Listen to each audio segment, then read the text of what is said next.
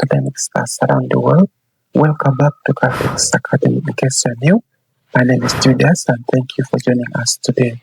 On our board, we have some 5 questions after learning the rules of logarithm in our previous video. So today, I'm going to walk you through these questions and see how we can apply our rules we learned. We have question number 1. Now, in this question, there is a relationship between 2 and 64. When we have this and you realize that the sum relationship, what we do is to write 64 in an exponent form, and we know that our 64 is the same as 2 exponent 6. Perhaps you can try and take a look at your calculator to check it out that for sure 2 exponent 6 is 64. And after getting that confidence, then we can move on and replace this. Therefore, we are starting here saying our question part A is logarithm to the base of 2 of 64 and B written the same as logarithm to the base of 2 of 2 exponent 6. In our previous video, we look at also power rule. And the power rule that if the argument is raised to an exponent or power, then we have to lower down to multiply this thing. So let's go ahead and do that. And we have our 6 being lowered down, and we are multiplying with logarithm to the base of 2 of also 2. And after that, it has given us another usage of the logarithm law that says if the argument and the base are the same of a given logarithm, then that one is the same as 1. So given that also here, we have 6 times 1. And when we multiply 6 by 1, we get 6. And that becomes the solution for this question A. Now let's move on to part B of our question.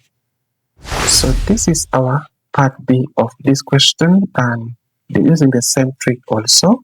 So let's move on and also try to factorize this number 1728, and we're going to divide this by 12. We can get our calc and input this into our calc, where we have 1728 divided by 12, and this gives us 144. I think this is obvious, we don't need a calc, so we have this goes in to 12, and again this goes in to 1. Therefore, 1728 in an exponent form is the same as 12 exponent 3. So we can confidently make our substitution here and have logarithm to the base of 12 of 1728. This must give us in this form. Maybe I need to switch colors in order not to confuse with this, and we have logarithm to the base of 12, and this is replaced by what we have here. Therefore, we have also 12 exponent 3, and it's exactly moving in the same direction like part A of the question. Lowering down using power rule, we have 3 times log base 12 of also 12. Now we know that this one vanishes down to 1, and multiplying 3 by 1, we simply get 3, and that becomes the solution for part B of this question. If you have gotten some value from this video, go ahead and subscribe to Caltex Academy. Share this video as widely as possible for your friends to also benefit from, and then hit the notification bell in order to get all notifications of videos I'll be uploading on daily basis. So let's move on to part C of this question. For part C is also almost the same like what we have just looked at up there. Now we have a logarithm to the base of 3 of 729. Now let's move on and do some factorization here, taking 7 to 9. By the way, we can also use table for factorizing. We can do something like that, and our guide should be 3.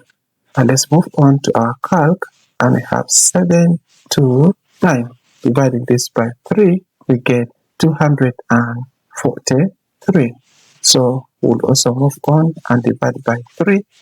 Let's continue with our calc, and by 3, this gives us 81. Then by 3, what is that? I think this is 27. Now we extend our table a little bit. By 3, we get 9. By 3, we get 3. Lastly, by 3, we get 1. Therefore, 729 in an exponent form is the same as 3 exponent. The number of times 3 appears, so that is 1, 2, 3, 4, 5, 6. So exponent 6. So again, you can come here and copy our question down here, and have the logarithm to the base of 3 of 729. This must be equivalent to a logarithm to the base of 3 of 3 exponent 6. So here, lowering down 6, multiplying this by logarithm to the base of 3 of 3, we know already that this part here comes to 1. Then simply multiply it by 1, and finally our answer is 6. So let's move on and look at part B of the question. So in part B of this question here, we've added another small slash here a little bit. So let's copy again and have it as logarithm to the base of 2 of 3.2. And this is added to logarithm to the base of 2 of 10. And since what we have here is decimal, we have to remove this decimal, making it in fractional form. And we can only do that by dividing by 10, such that we have 32 over 10. So we add this to log to the base 2 of 10. Now we need to apply a certain rule also that we learn. When we divide logarithm, we subtract. So let's go ahead and do that. Therefore, we have logarithm to the base of 2 of 32. Then we subtract away logarithm to the base of 2 of now 10. And this part is done. So we add our logarithm to the base of 2 of 10. Now here you can see that these two will simply cancel out because they're exactly the same. But assuming you did not recognize this cancelling here, what do? You will simply use the rules of logarithm, and then it will come automatic for you to cancel them out. So let's move on and only deal with this one remaining number. So writing it out, we'll have a logarithm to the base of 2 of 32. And also we know that, okay, 32 is the same as 2 exponent 5. If you wish, you can try factorizing just like what we have done before. So let's move on and replace 32 by 2 exponent 5. Therefore, we have log to the base of 2 of also 2 exponent 5. Now lowering down our 5, we have 5 times. Now this time I'm putting 1 directly because it is exactly the same like the previous questions we look at. And finally, let's look at part E of the question. Alright, for part E of this question here is quite easy also.